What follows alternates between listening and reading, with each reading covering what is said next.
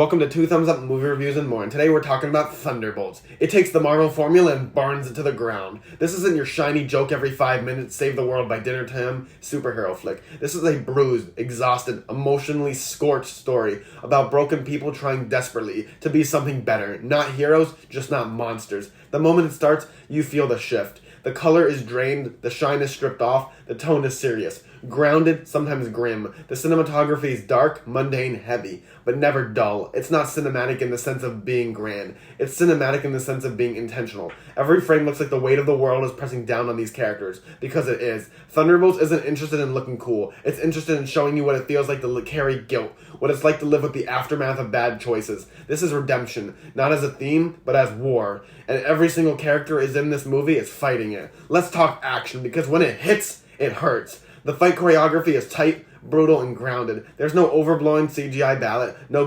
gravity-defying gymnastics. When someone gets punched, they go down. You feel it in the hits, the desperation, the mess. The action isn't there to impress you, it's there to say something. Because here's the core of the movie. Violence has consequences. That's not a line, that's a philosophy driving this film. The Thunderbolts themselves, they're not a team. They're a fracture, brought together by convenience and manipulated by institutions that see them as expendable tools. They don't trust each other. They don't even like each other. And this movie lets that breathe. It doesn't rush towards a team-up moment. It sits in the awkward moments. It sits in the awkward, bitter silence. It lets the tension simmer, and when they finally do come together, it means something. Not because they're heroes, but because they choose to try. Florence Pugh, unbelievable. She plays a raw character. She plays Yelena, like someone who's constantly trying not to cry or scream. Someone who laughs just to keep from collapsing. Sebastian Stan's Bucky is all quiet pain and heavy eyes. Haunted, not heated. Wyatt Russell's John Walker is a powder keg. Not just evil, not redeemed. Just unfinished. And that's what makes it so good. These people aren't arcs. They're wounds. And then there's Sentry. At first, he looks like a god. A golden age Marvel powerhouse with the strength to level cities. But underneath that, something rotten, something dangerous, the void, a living, shifting shadow inside him. And when the darkness rises, it's terrifying. Not because it's loud, but because it's true. Sentry isn't just a villain. He's a metaphor. He is the Thunderbolts. He's the power within a piece, without nowhere to go. And as he spirals, as the void takes over, the Thunderbolts aren't just facing a physical threat. They're staring into the mirror. That collapse, that internal rot is exactly what they're all fighting to avoid. The CGI for Void is not flashy, it's haunting. Wisps of shadow like thoughts you can't shake. A presence that feels wrong, like something crawling beneath your ribs. And deeply Sentry falls, the higher the emotional stakes get. Not because the world might end, but because here is someone who might be too far gone to save.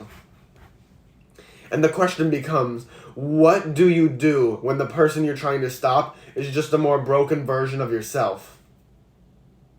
There's no crowd-pleasing cameo parade, no clunky setup for 5 other franchises. Thunderbolts doesn't care about that. It's focused, laser-focused on the story, these people, this pain. It's closer to a spy thriller or grounded war drama than a superhero movie. The missions are messy, politically charged, morally compromised. It's clear these people pulling the strings behind the Thunderbolts have their own agendas, and the characters know it. You feel their hesitation, their mistrust, their paranoia. It's earned. The dialogue hits harder because it matters. The emotion is baked into every word. There are scenes, quite slow scenes, where someone just sits and thinks, or breaks down, or stares at a photo like it weighs 50 pounds. And those moments, they hit harder than any explosions Marvel ever thrown on the screen. There's very little humor, but when it lands, it's real. It's uncomfortable. It's the laugh you let out in the middle of a panic attack just to stay standing. It's rare for Marvel to let things feel this raw, and that's what makes Thunderbolts so special.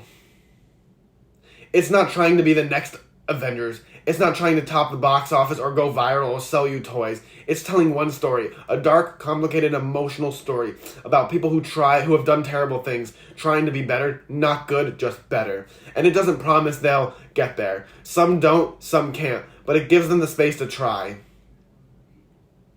And in a franchise full of immortal wizards, aliens, and infinite timelines, this might be the most human story Marvel has ever told.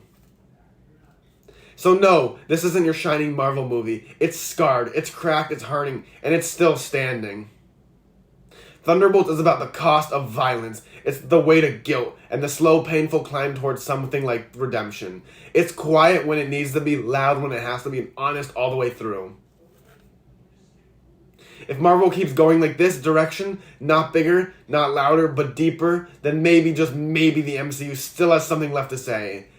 Thunderbolts is absolute cinema, and it gets 2 thumbs up. I need you to run to the theater and see Thunderbolts playing now everywhere May 2nd.